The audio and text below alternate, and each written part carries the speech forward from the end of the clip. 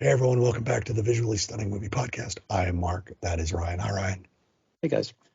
Um, Last weekend we got together with our fellow Utah critics, and in a brisk 2 hours, Mm. we awarded 20, I believe, five, yep, 20 awards for award season. Isn't that amazing? Um, did we agree on all of them? No, No. no, not all of them. We thought we would get together and we would talk about at least a few, maybe some that Ryan and or I or both maybe didn't agree with where we wound up as a group and why. Talk about some of the movies that we maybe liked better. Um, the way we did this is we had our nominees. Everyone cast a vote, and if nobody got 50% plus one, we had a runoff between the top two vote getters. And if Yes. you didn't vote for one of those two, you got to revote and cast for one of the top two. That's how we did it. So it's very easy in a category of 5 films, in a lot of these categories that had really good nominees, to find yourself voting multiple times to Yeah. get to a final task. Um, One which actually surprised me was well, it didn't surprise me because I had an idea, but I didn't necessarily go for it. Best animated feature. Sure. Um, I voted for the eventual runner-up, um, but we gave the award to The Wild Robot. Mm-hmm. Um, I was a fan of Flow, which was our Yeah. runner-up. Yeah. I loved Flow. I thought it was amazing. If you read my review, I gush. Um, where was your first vote? Well, I was an Inside Out 2 person. I think the stuff the places they went with that. I thought it was a brave film in exploring teenage anxiety and filling that film with a certain amount of tension. But that said,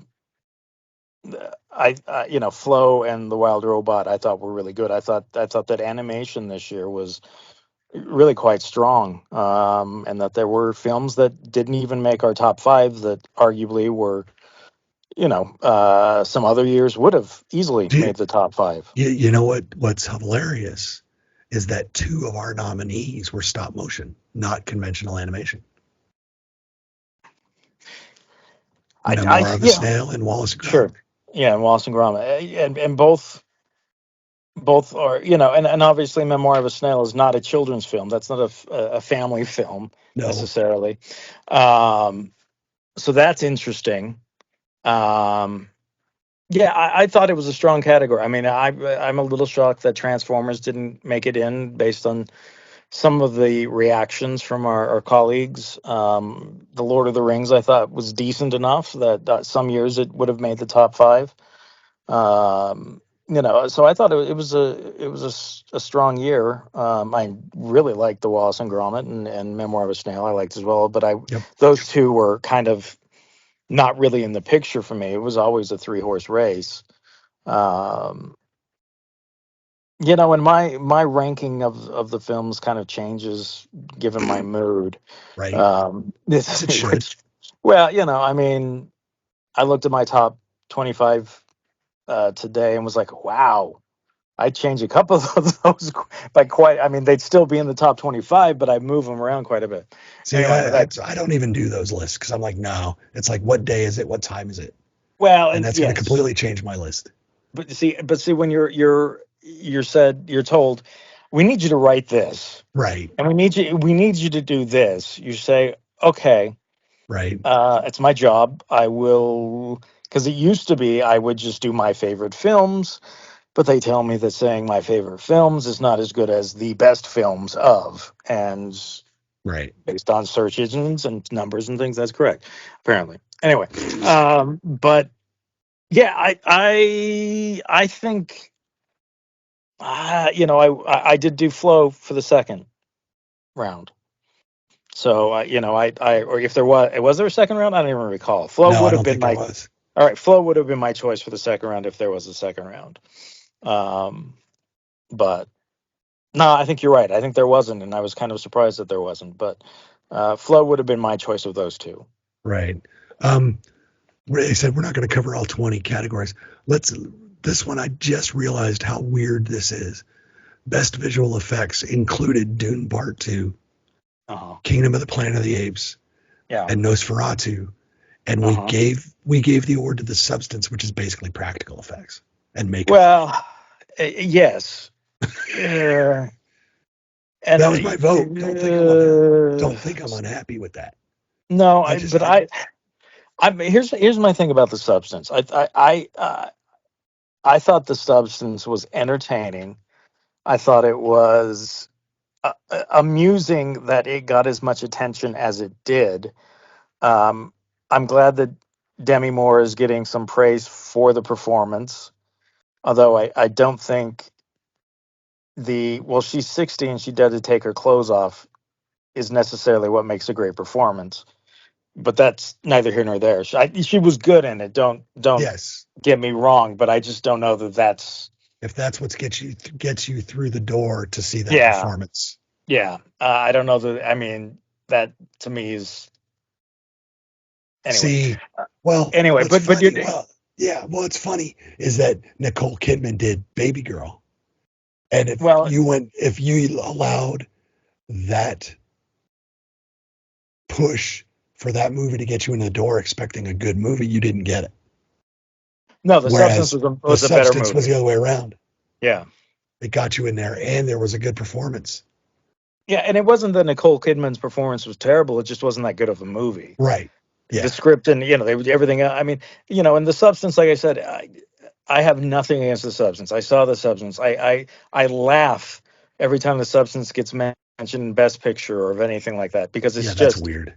it's just like, okay, folks, maybe we're going a bit far with, well, it's unusual and it's not exactly new. No. We've seen elements of this in B movies and horror films and 80s films and sci-fi films and stuff for a very Yep. long time. This one just happens to be from a French person who made it's an interesting film. I thought it could be better. We'll just leave it at that. But Right. yeah, it is interesting. I mean, my vote, I'm kind of, there gets to be a point where I'm kind of like, I don't want to rank. I don't want to. Why can't we just be like these five are great and let's move on? Because nobody likes that. All right, so we have to have a winner. Yep. And sure, the effects and substance were unusual. Yep. They were. Um, a category that not every awards people have is best ensemble cast. Yeah. And we had some good ones. We wound up, my vote was for September 5, Yeah. which also opens this week, amazingly enough. Yes. Great movie. I think I liked it more than you did because you're more critical No, I of the news actually article. like it. I like it a ton.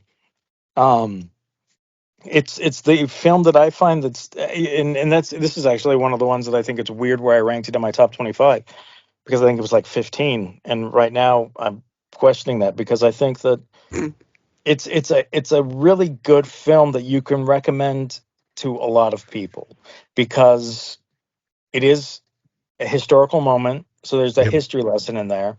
It does actually, I think the representation of the newsroom is pretty darn good. Particularly the aspect of, I mean, we live in an era where if we say something on news and then later correct it, it's fake news. Well, this is an example of how that happens, and this is Yes. literally how that happens. Is that's in that movie, and I think that's such an important thing for people to realize is that sometimes the news isn't the one doing the spinning. Sometimes it's somebody else who does the spin. And as a news, do we eventually have to fact check and whatnot? Yes. But in the moment, they're officials. You have to go, there's a Yep. trust. and that trust was betrayed, essentially, is Yeah. how I would describe that moment in that film. There was a, trust was betrayed. Anyway, no, I think September 5th is a really good film, and I think that it's a film that a lot of people should see. I think it's 90 minutes. It's so tight. Um, I think there's some exceptional filmmaking in there. So Yep. Um, as far as ensemble, yes, that film is very much an ensemble story. But I think also Nickel Boys is, and there's lots of films this year. Sing Sing was, where that it's almost like I don't know that I want to raise up one person because they're only as good as the people they were playing against yep. sometimes, or they was part of what made them great was that everyone else around them was also doing their job. Yep. And so there was not like oh my gosh, you take that person out of this and it's a bit, it was like you lose one of those characters and the movie's less. Yep. And that was a lot of films. That's, Yeah. anyway. The runner up on that was His Three Daughters, which not enough people are seeing or talking Yeah, about. sure. It's on Sure. Netflix. Yeah. That's basically a stage play. Well, and Netflix didn't push it. I know. What were they thinking? I don't know. I mean, not that, yeah, that was one that I think if you get more eyes on it, it would get a little more momentum, but Netflix didn't really put it in front of you. And unfortunately there's a lot of people who, if it isn't thrown in front of them and if they don't wave you down, they're going to put it at the back of the list and not see it. Yeah. And it's It's unfortunate. it's crazy. The lead and supporting performances, I think the leads are, well, even those are unusual for us.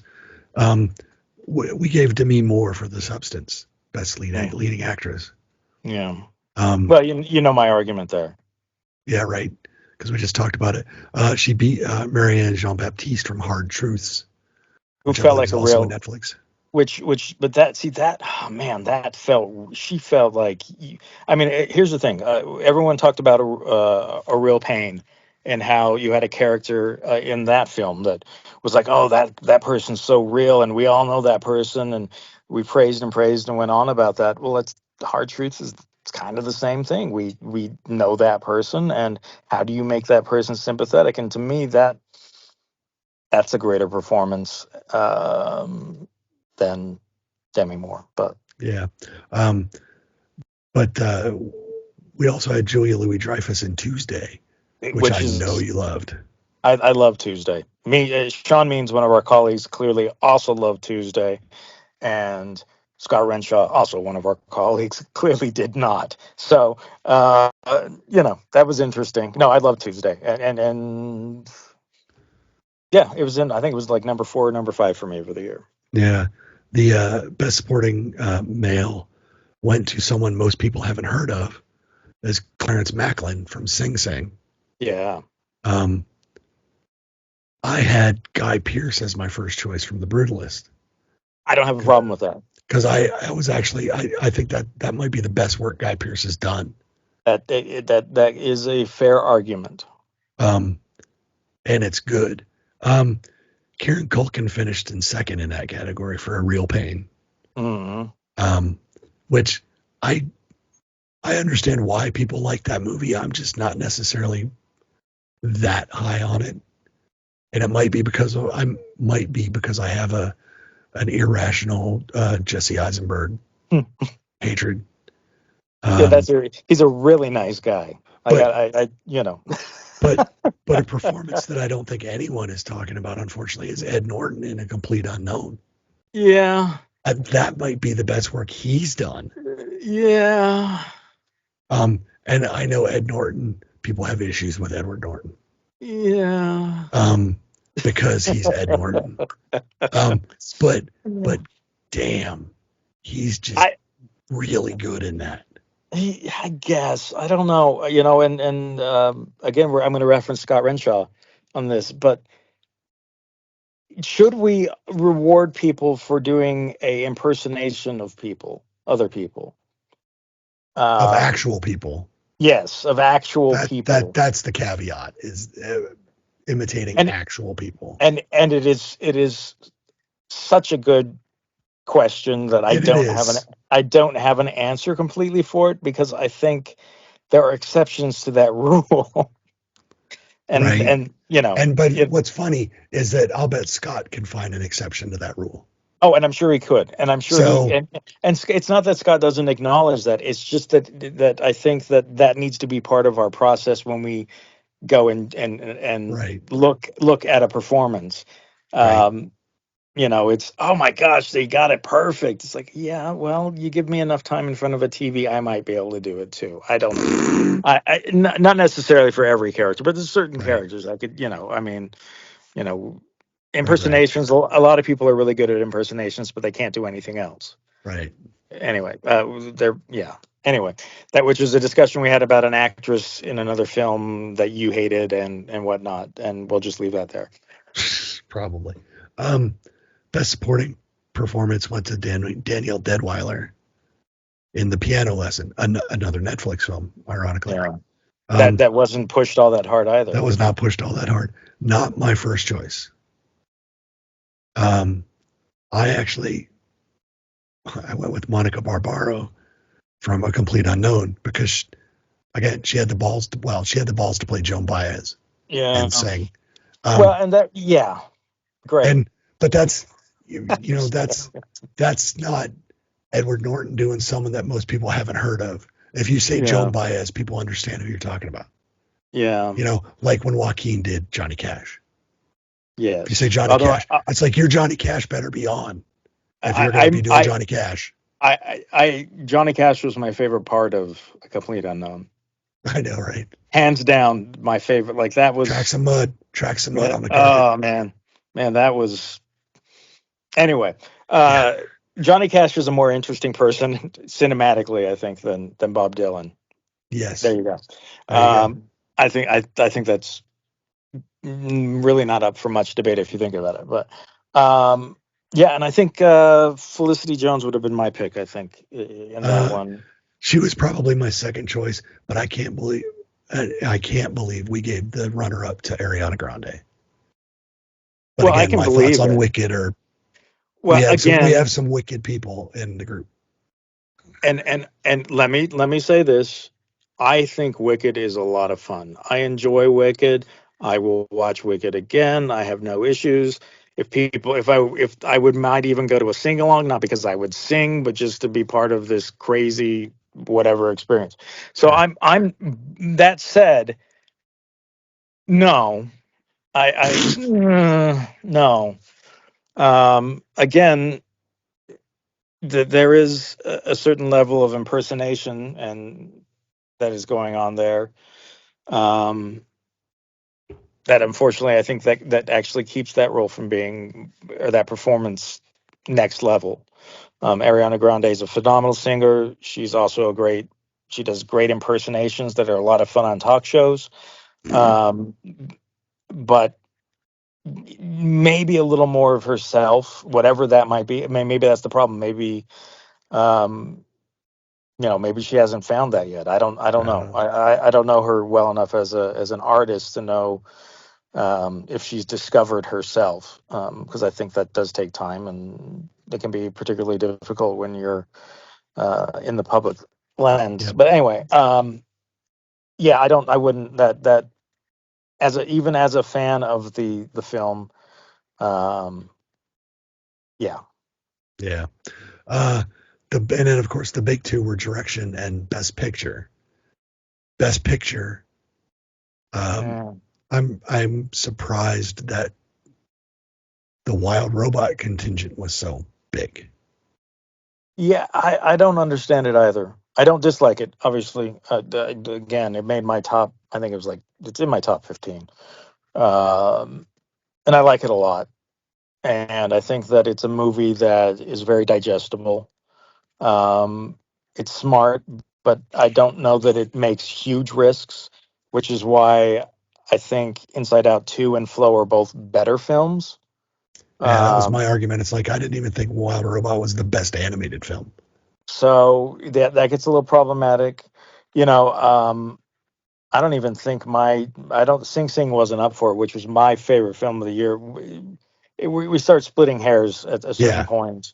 Um, I think it's hard because it's like I think Dune two Part Two was such a fantastic sci-fi big epic budget monster of a film, Yep. um, and so it almost doesn't feel like it should go be up against Sing Sing or Tuesday or what We Live in Time or whatnot. It Right. just feels like it's almost like a completely different thing. And not that one is better than the other, really. It's just, I mean, there's parts of me that love the fact that Sing Sing is not what Dune 2 is. But there's Yeah. a part of me that absolutely loves the big epic sci-fi craziness of Dune. Um, and I am excited about the third because I think there's an ambiguous nature to the second one where we kind of see where the path is going, but I think there's enough. No, it couldn't possibly be that, what the Yeah. character is going to turn into, whatever, which we will get hopefully in Messiah, Yeah. um, because otherwise it's just a complete or incomplete story arc, Yep. which I don't think a lot of people are aware of. Anyway, but Yeah, my choice was The Brutalist. and I'm fine You with know, that. with its three and I'm a half hour runtime, again, my argument was that I didn't begrudge him any of the minutes. Yeah, and I wrote the review for that yesterday or today. I don't recall. Yesterday, I think. Uh, it's that is such a monumental act of cinema. What Yeah. he made, old style Hollywood epic on nearly no money. Um, Yep. it's a it's just again, we probably shouldn't be thinking about, well, how much a movie costs to make or whatever, and we should just enjoy it for what it is. But you would never guess that The Brutalist, and I won't even tell you what it was made for because you would never guess what it was made for. It's um not a lot, no, relatively and speaking. and for there are other films that came out this year that spent literally 10 times as much and were 100 times less effective. So, if not 1,000 times less effective. Nope. But no, The Brutalist is a great film. It's dark. It's the cinema style of it fits the character. Again, this is it's not a true story, but you have to sometimes every part of the film, and this is a film that's so much about design and about aesthetic and what that aesthetic does to the viewer or whatnot, that Yep. there's just it demands to be looked at like art. And so if it fails, it fails, but the fact that it doesn't is just remarkable. And it's 3.5 hours. Yep. Um, so that was our runner up was the Substance, and again we've now beat that Yeah, into the ground. fine. Um, but before I ask you a question or give you something, I'm going to point out, if you want to see the Utah Film Critics complete list of Yeah. nominees and winners, go to utahfilmcritics.com and you can see our list of nominees and our complete list of winners. But do you have an idea of what kind of discussions go on behind these votes? Because it's not we all go in and 20 hands go up for one Mm, film. That no. is rarely how it works. Um, you talked about Dune Part Two. Hopefully, we get Dune Part Three, Messiah. Uh, I am a fan of the David Lynch Dune for Oh what it yeah. is. And Yeah. today No. we lost Absolutely. David Lynch. Absolutely. Uh-huh. You are a much I'm fairly certain you are a much bigger David Lynch aficionado than I am. So Maybe. I just Sure. wanted to get your thoughts on what he meant to you, what his body of work is, Sure. and how, um for people like me, what do I need to go watch if I haven't already seen it? well, I think David Lynch, um first of all, Dune was the first thing I saw from David Lynch. And I think that you'll find that most people who weren't, well, I don't know how to phrase it exactly, but most people of my generation do not see Dune in the same light as the critics who reviewed it during that era. I think that for a lot of us, there's this whole thing about it's incomprehensible, or and I don't understand that, because I thought he made a very comprehensible film. There were some special effects that weren't great, but generally speaking, If I really love that his Dune. well, if anything, having read the book after seeing that movie, eventually, he he oversimplified that film because, as we've learned from Denis Villeneuve, the actual material is so dense Yes. that Well, make yeah. one movie out of it is almost impossible. You can't. Yeah, and So and that's part of the problem, and just I'll move on a little bit in a second here, yeah, but I think also the problem was we live in an era where we can now do that, make multiple films. yeah, Whereas in the 80s, when Dune was made, you might think sequels, but you couldn't think in the same way that they do now. They were right, certainly not automatic. They were more rare than they were, common, unless you were a horror franchise and could crank things out for, little or nothing. There weren't a lot of big franchises, and something like, I mean, when you think of Lord of the Rings, which we view as this masterpiece, and it's three films, they wanted to make it four, and that was just too much. Well, I don't think any of us wouldn't have wanted the fourth, to have it spread out into four. Even though the Hobbit spread out to three was a bit much, I think that text, yeah, even in four parts, would have worked. So that it was just a different era, and I think David Lynch was given a very difficult task. He did not have the creative tools that we have now. no, Um, Studios weren't set up to make that kind of movie in the way that they are now. no, So there were a lot of things that David Lynch was up against, and I think it's unfortunate that the film didn't do well and has been, you know, uh, the critics for some reason, thought it was terrible, because I think that it stunted what could have been an even more exceptional career, from Lynch. Um, because it pushed him out of the mainstream almost entirely, and never let him come back, really. And I think that he was more, whereas yes, he had his strange ideas, and he made movies that were weird, and some of them you have to really dig in to find what they mean, and there are films that people will still debate what is going on, what's real, what's not real. Mulholland Drive is a great example of that, and it's a truly engrossing film, that maybe is even more engrossing when you get to all the theories behind it and all these ideas that you think that there's this piece of work that exists that is interpreted in so many different ways. And I think David Lynch actually probably really enjoyed that, the idea that he could make something and then it would go and have a life of its own. I think everyone should see Eraserhead, which is one of his early films. Obviously, the Twin Peaks series was again about as close as he came to the mainstream after Dune. Um, yeah, his movies were all really unique. Actually, he never really made the same movie twice. Now he did have some of those.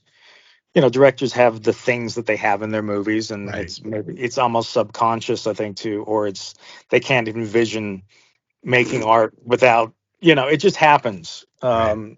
I don't, and it sometimes people pick up on it and sometimes people don't. Um, but I don't think David Lynch was nearly as strange as maybe he's thought to be.